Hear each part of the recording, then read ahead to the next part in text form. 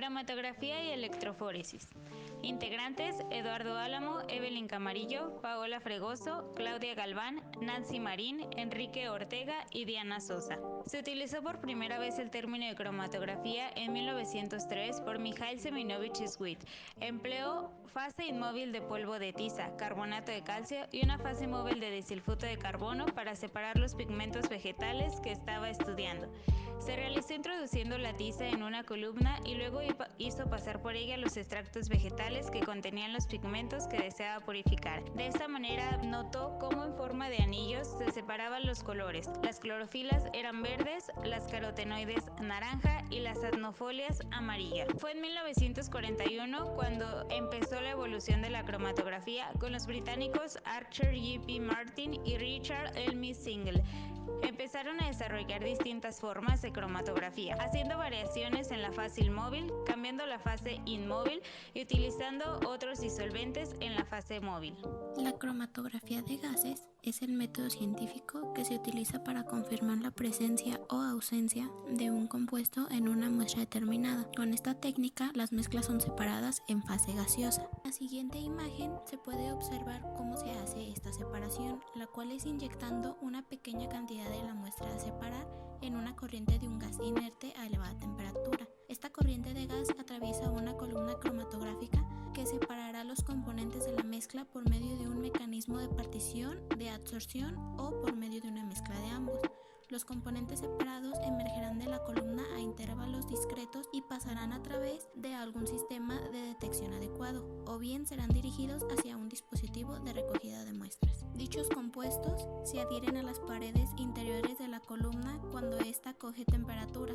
Estos se liberan y se van a la cámara de detección donde las moléculas se ionizan. Dicho análisis se realiza vaporizando una muestra e inyectándola en la cabeza de una columna cromatográfica, como se dijo anteriormente. La muestra se transporta a través de la columna por el flujo de un gas inerte como el dióxido de carbono o nitrógeno. La cromatografía en columna se lleva a cabo por un detector de captura electrónica o un detector de ionización de llama. La cromatografía de gases es la técnica más utilizada por excelencia en el sector gasista, pues ayuda a determinar su pureza, determinando los niveles de concentración de los componentes del gas natural y a medir la cantidad de odorante que se adiciona al mismo. En la biociencia destaca su utilización en los controles de droga, puesto que con este tipo de cromatografía puedes ver si existe alguna sustancia adicional en la sangre, mientras que en el campo industrial nos ayuda a determinar la calidad de un producto y certificar que realmente cumple con la calidad exigida. Ahora veremos la cromatografía líquida. La cromatografía líquida de alta resolución, HPLC, es una técnica de separación de mezclas de productos poco o nada volátiles. Principios de la técnica. La muestra se introduce en el puerto de inyección, donde es arrastrada por una mezcla de disolventes, fase móvil, que se verá más adelante, hacia una columna cromatográfica. La diferente interacción de los analitos con la fase móvil y el relleno de la columna permiten la separación de los componentes de la mezcla para una posterior detección o caracterización o cuantificación utilizando diversos detectores. La HPLC es capaz de separar macromoléculas y especies iónicas, productos naturales lábiles, materiales poliméricos y una gran variedad de productos polifuncionales de alto peso molecular. Con una fase móvil líquida interactiva, otro parámetro se encuentra disponible para la selectividad en adición a una fase estacionaria activa. HPLC preparativa es la técnica escogida para aislamiento y purificación de productos de valor en las industrias químicas y farmacéuticas, así como en la biotecnología y la bioquímica. La cromatografía preparativa comprende un amplio rango de aplicaciones, desde el aislamiento de un microgramo de muestra para identificación espectroscópica hasta el aislamiento de un compuesto puro de una mezcla de 100 gramos. Fase móvil. Se filtra lentamente a través de la fase estacionaria sólida, trayendo consigo los componentes separados. Permite reducir el tamaño de partícula de la fase estacionaria que, aunque muy empaquetada, deja que la fase móvil atraviese. De esta manera, aumenta espectacularmente la eficacia separativa y se equipara en ese aspecto a la CG. Permite una detención continua del fluido. Colocar un montaje de este tipo puede considerarse como un cromatógrafo de líquidos, es decir, un instrumento que se puede y suministra información cualitativa y cuantitativa.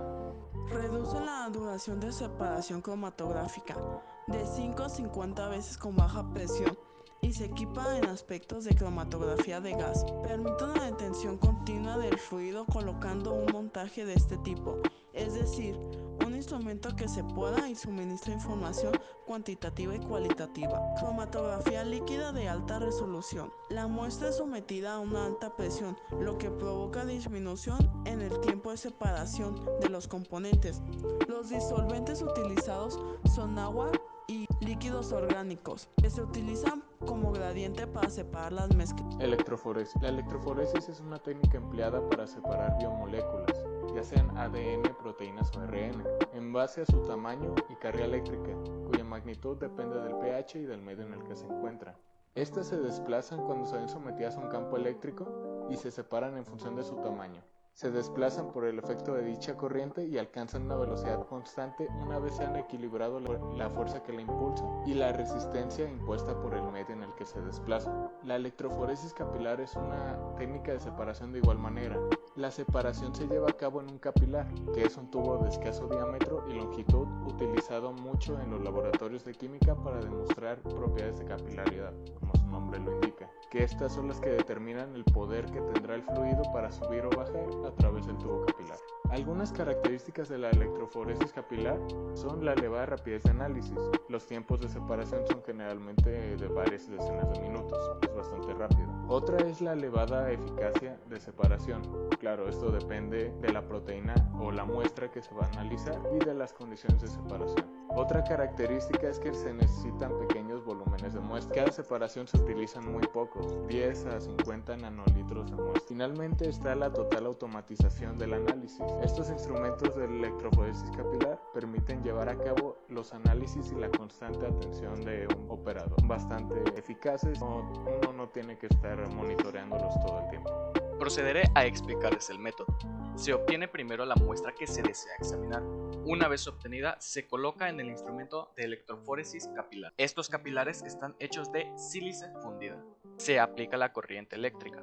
El campo eléctrico necesario para llevar a cabo la separación se consigue conectando una fuente de alimentación de alto voltaje, de 10.000-30.000 voltios, corrientes de 5 a 100 microamperios, a los extremos del capilar de separación a través del viales de tampón. Finalmente, la separación se lleva a cabo en dicho tubo capilar, un diámetro interno de 10 a 75 micras de longitud, 20 a 100 centímetros. Finalmente, la separación se lleva a cabo en dicho tubo capilar, que se llena con el tampón que consigue el medio de separación a partir de los vejes situados en los campos del capilar. Características de los capilares: están recubiertos de un polímero que les brinda alta flexibilidad, facilitando su manipulación.